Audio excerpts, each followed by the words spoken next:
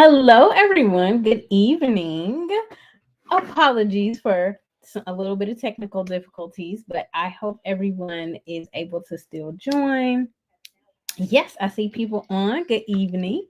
Let me know where you're joining from. It's so good to have you on tonight. If you're new here, welcome. I'm Mia James, your financial wellness coach. And during this time, we approach finances from a feminine perspective with our hearts and values in mind. And today we're going to be reading chapter 3 of the 10 Commandments of Black Economic Power by Dr. Boyce Watkins. Hey, Jen. Awesome. Hey, Deborah. So glad y'all can make it. So let us jump in. Um, there's always some technical stuff happening, but you know what? We make it work. We make it work. And also, if you're watching this live or the recording and one day you want to come on and read with me, go ahead and let me know in the chat and I will get you on to reading with me. Next week, we have Chelsea coming on to read. Yes, Jen, Callie's in the house, and I know we got New York. Who else is here? It's good to see. I see quite a few folks watching. If you don't have the book, it's okay because I'm going to read it to you. So today we are on chapter 3 or commandment 3, which is on page 37. Hey, Natasha.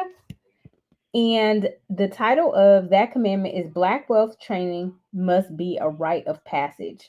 Okay, so let me know in the chat, has anyone here had any type of Black wealth training prior to becoming an adult? Anybody here? Black wealth training? Anything? Nobody? No. Okay. All right. Well, I'm gonna start us off because I didn't. So I was just wondering if anyone else did. So it says our children should know wealth as much as they know sports and dancing. I definitely agree. Rites of passage are incredibly important for any successful community. While such activities may come off as worthless symbolism, the reality is that symbolism is one of the keys to the subconscious mind. So, having your children go through a process ceremony or some kind of external validation is critical for helping them form their self identity. So, I know for me, the first time I heard of rites of passage was in college at UCLA. I know Jen is a Bruin too. And we did it during college for like African brothers and sisters. Hey, Virginia. Okay, and Jen says young black scholars made her aware of it, but it was not a training per se. Oh, I did YBS too, Jen. Oh my gosh, we have done so many things. Like we totally overlapped in everything. Hey, Alicia, great to see you here coming in from Texas.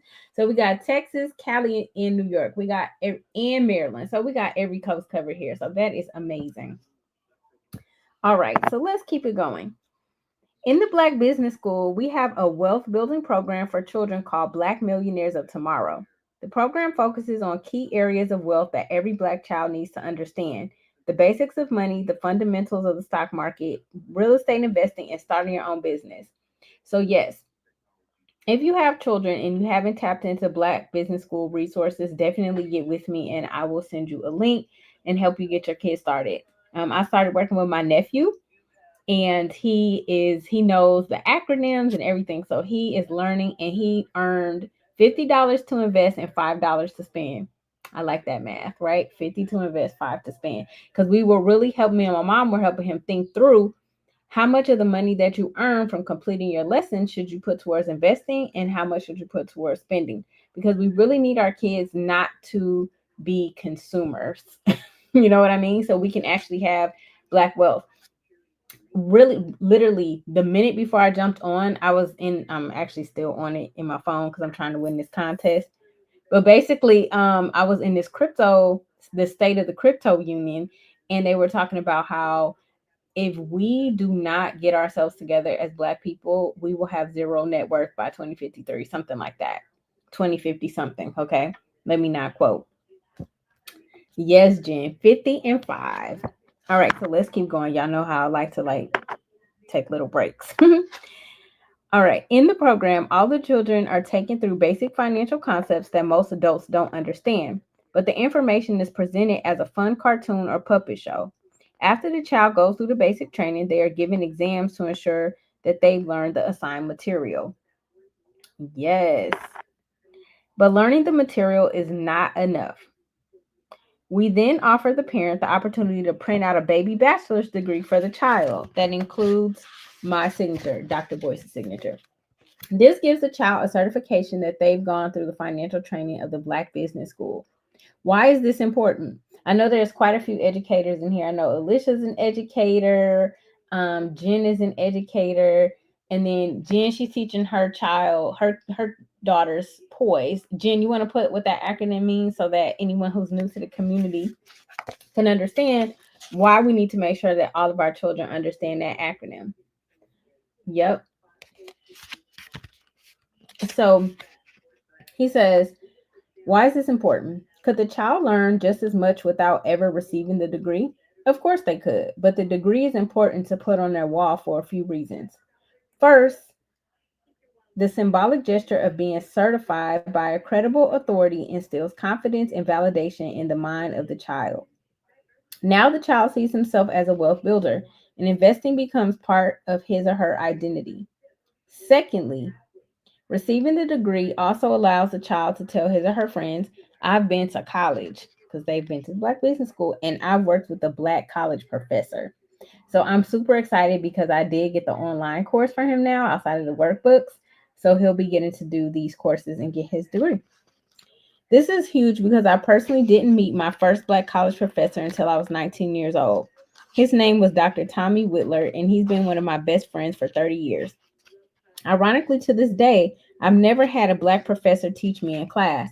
So, by letting your children learn from a Black college professor at an early age, you're giving them a tremendous head start in the game of competitive global economics.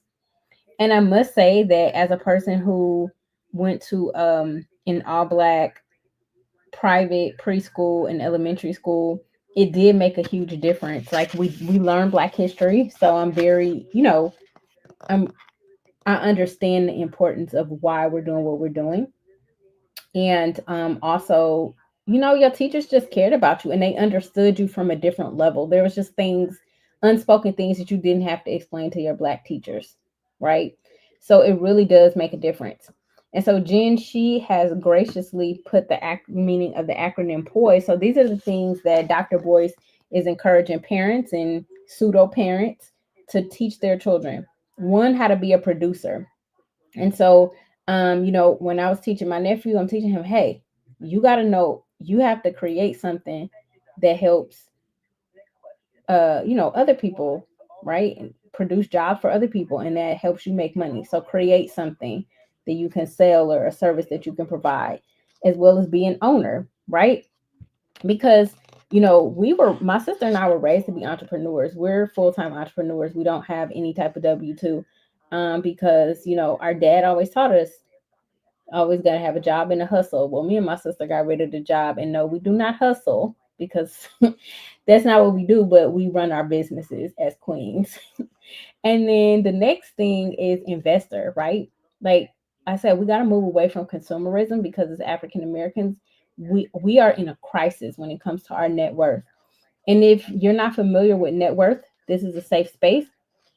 All it means is if you total up all your assets, everything you own, from bank accounts to retirement accounts, commodities like gold, silver, hair, heirloom jewelry, things like that, minus anything you owe, right? So your mortgage, car loans, student loans, things of that nature. The number that's left over, that's your net worth, right? And so not that it defines your personal worth, but that defines kind of, what you're going to have access to, right? And so we want to teach our children to buy appreciating assets that outpace inflation. And then there's saver, right? Not again moving away from consumerism. And last but not least, being an entrepreneur. And entrepreneurship doesn't necessarily mean that you own a business. Yes, exactly, Alicia. Crisis is a great description for the net worth. I mean, she showed a slide just now. I'm still reeling from. I couldn't even process it because I had to jump on here. But she was just like, basically, I forgot what the stat was. It was like comparing like blacks, whites, Hispanics, and like the number for us was like $8, and for like whites it was like 267,000. I was like, $8 versus 267,000. Like that's a crisis. And look, ladies, we are a group of ladies right here. we we are the people who create, right? We birth, we bring things into fruition. And so we got to band together and we got to figure out a way to teach our community and get people to listen and do and act, right? That's so important. Oh, yes. This is awesome. Jen said her daughter is they're watching Shark Tank to understand business concepts and they started their bracelet business. That's awesome. I love that so much. And then, oh, I like all of these comments. Wonderful. What are we doing? What are we doing together, Natasha? Let me know. I want in on it too. I don't know what a nano ledger is, Jen. Tell me. Let me know. Okay, let's keep going. So he said, let's see, where am I? He said, here's the deal. In order for the Black community to compete in the next generation, our children have to learn about wealth building as much as they learn about basketball, football, rap, and other activities that take up all their time. Like, yes, they got to. Our kids love money. They do all kinds of desperate things for money. So if they love money so much, why wouldn't they spend time learning how to acquire it? Think of this another way. There is a reason the NFL and NBA find so many talented athletes in the Black community. In every city in America, there are football training camps, youth leagues, and coaches scouring for the next superstar. Nearly all high schools have both football and basketball teams. Nike, Adidas, and other companies develop camps that allow the best and brightest athletes to show off their talents. It is because there are a large number of systems developed all throughout the United States that the U.S. develops the best professional athletes in the world. The same should be true when building future business owners and wealth builders in the Black community. We should develop economic training centers all across America and throughout the world. I like that.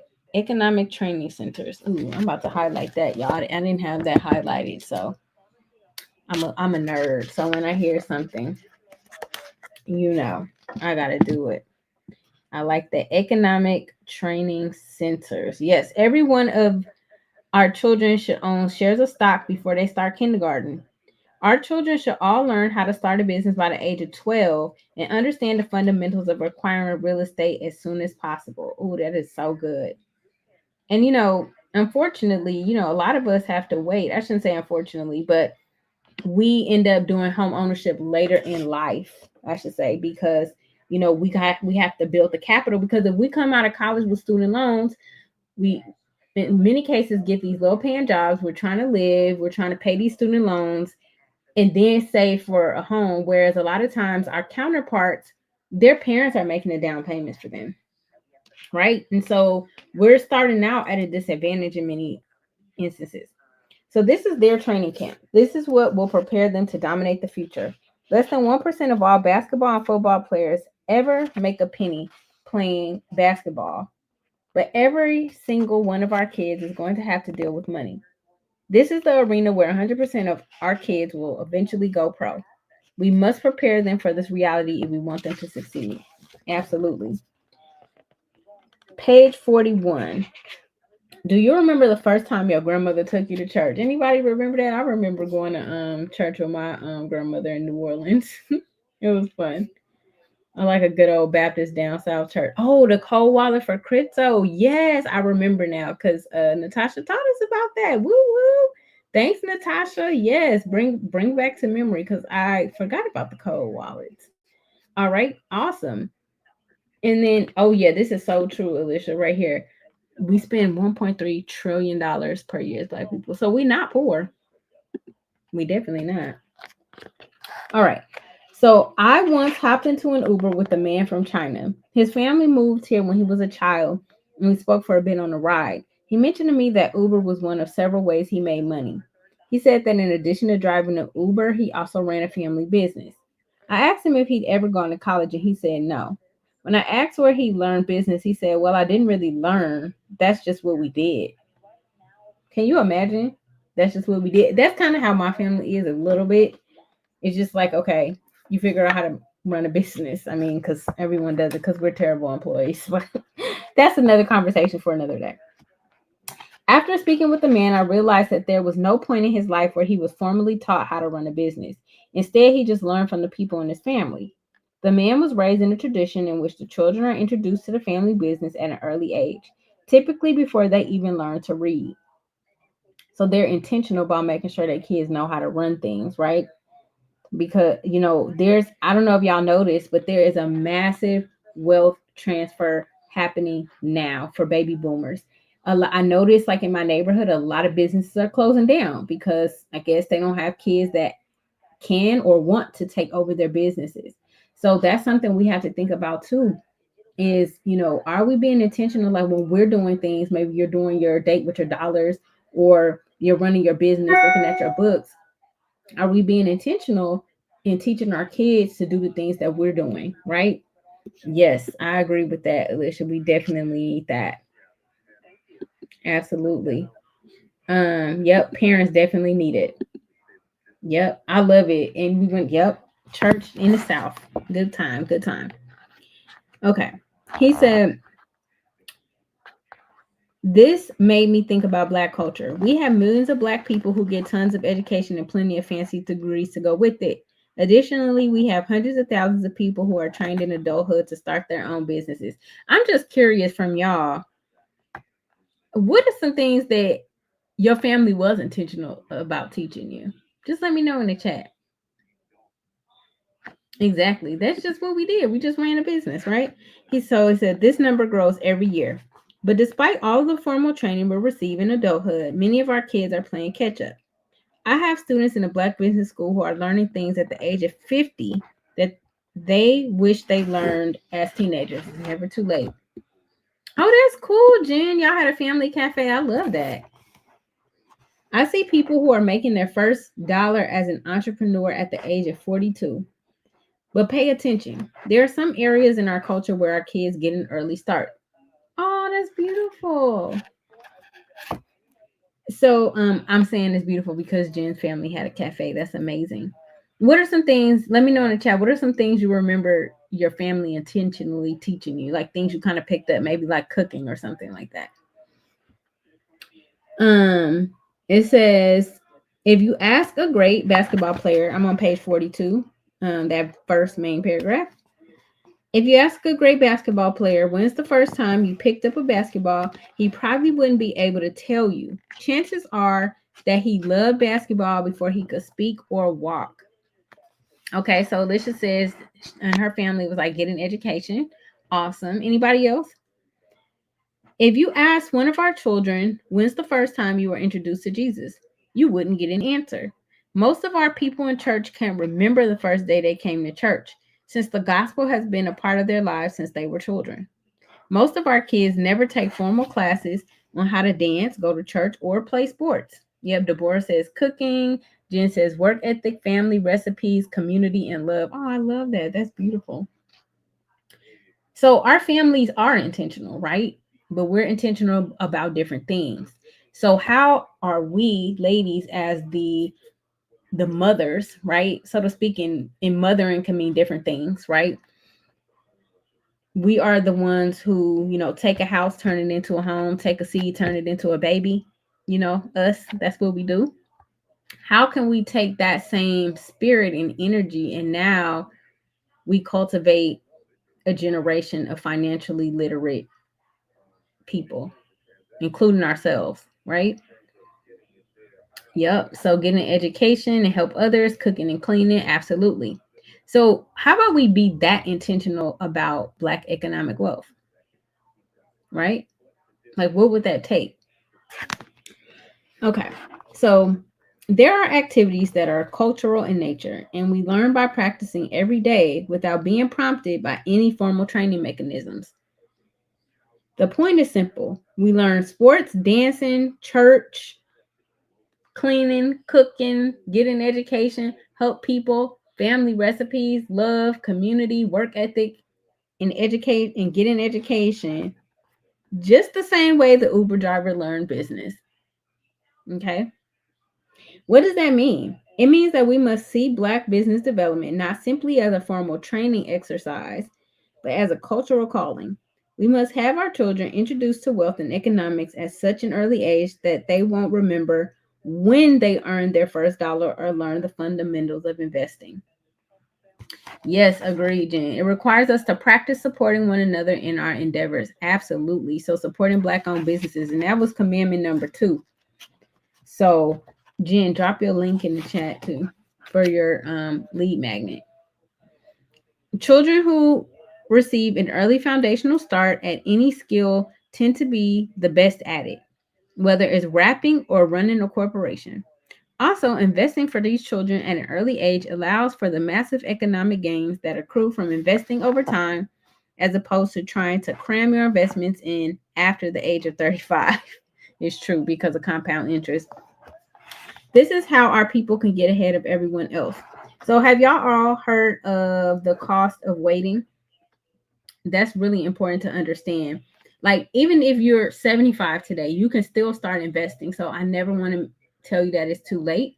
However, the cost of waiting is that you miss out on compound interest, which is basically your money growing on top of money. It's this wonderful phenomenon. So definitely look it up. Or if we ever have a one-on-one, I'll break it down to you too.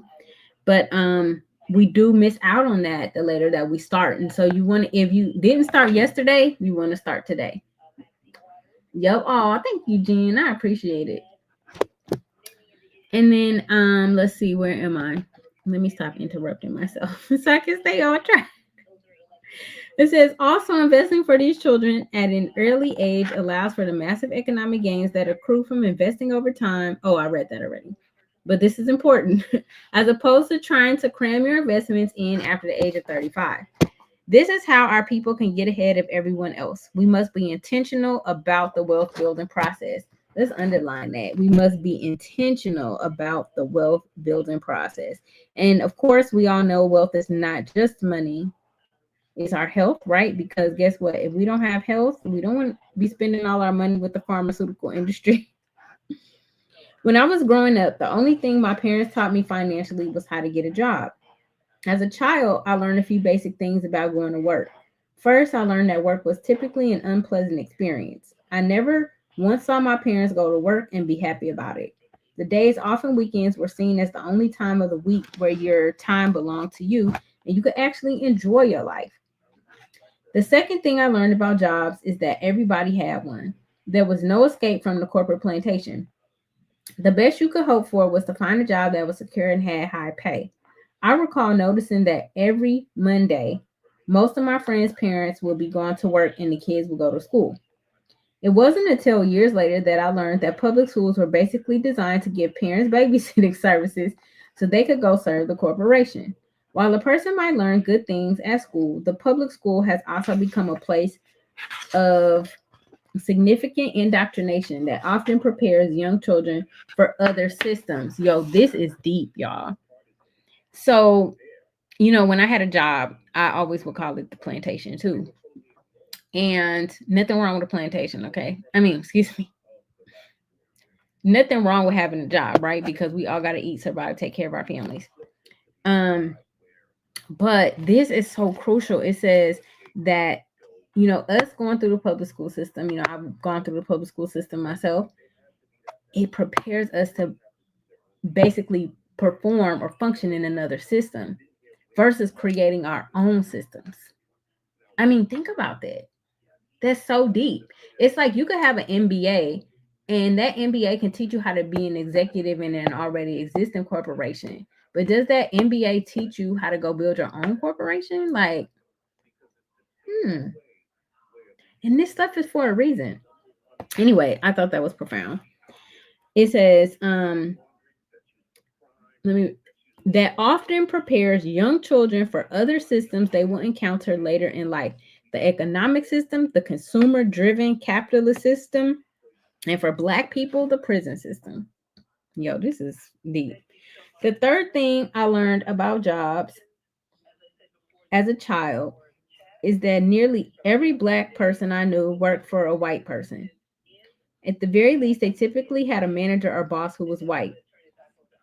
The The boss will represent some major corporation owned by a long list of shareholders like the Ford Motor Company or McDonald's.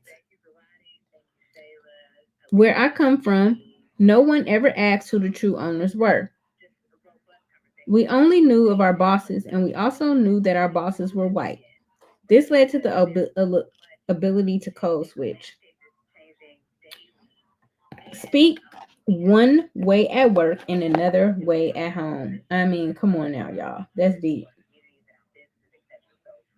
So, I also recall being prepared and trained to impress white people well enough to get them to hire me.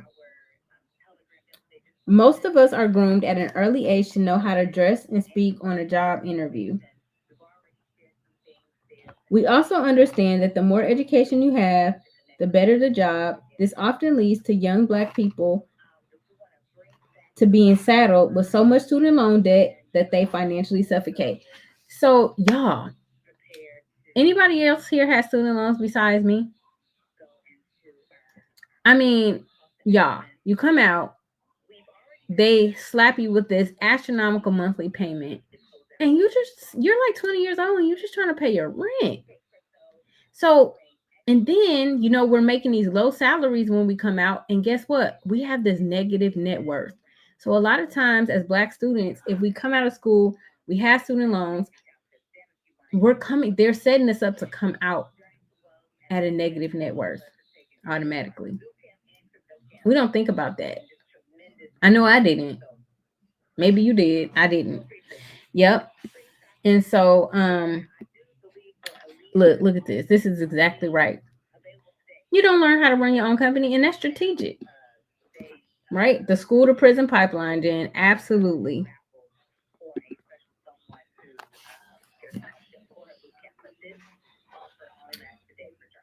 Okay, let's see. Where am I? Oh, okay. I also recall being prepared and trained to impress white people well enough to get them to hire me. Most of us are groomed at an early age to know how to dress and speak on a job interview. We also understand that the more education you have, the better the job. This often leads to young black people being saddled with so much student loan debt that they financially suffocate. So you see, one system feeds into another, which feeds into another. All of these systems are designed to use blacks for the benefits of whites. The reason most of us never question these systems is that a person doesn't usually question the systems he or she is born into. We simply do as we are told. And so this is not a do as we are told space, sisters. This is a reflective, I'm going to listen to my heart, and I'm also going to take action. Okay. Yes, Jen, I feel you. Yep, exactly. Sometimes it's like it feels like, oh my gosh, when are we ever going to get out of debt? Ooh, so Deborah, are you saying you didn't have any student loans? What a blessing. All right, so what time do we have here? Because I know. Oh, okay. Well, we're going to end on page 44. That's our last page we're going to read because it's 8:30, and I know some of us are going to go to Dr. Boyce's book club now. But yes, I love that, Dorio. Exactly. Good to see you. We definitely want to listen to our hearts and follow our guts, especially when it comes to our finances and developing what it means for us to develop Black economic wealth. So, with that, my loves, I am going to call it a night, and Chelsea will be back next week with me. We're going to start on page 45. If you need to grab the book, you can go onto my Instagram, and there's a link in the bio, and it has a link to the book. My Instagram is at Beyond the Busyness. And we will start on page 45 next week. So thank y'all for this robust conversation. Ooh, this is a long chapter. I hope we can get through chapter 3 next week because it's kind of long. So this might be a 3-part chapter. Well, lovely ladies, I want to just say thank you for coming tonight. If you're new, welcome. Thank you for coming tonight, Alicia. It was so great to have you. And I see your comment here. You're supposed to have most of your student loans canceled as an educator. Yep. And I understand. It took me 3 times to get my student loans forgiven as an educator. So I totally know where you are coming from. Oh, thank you so much, Deborah. Oh, it's so sweet and loving. Well, y'all stay awesome. And I will see y'all next week. Many blessings. And remember to follow your heart. Good night.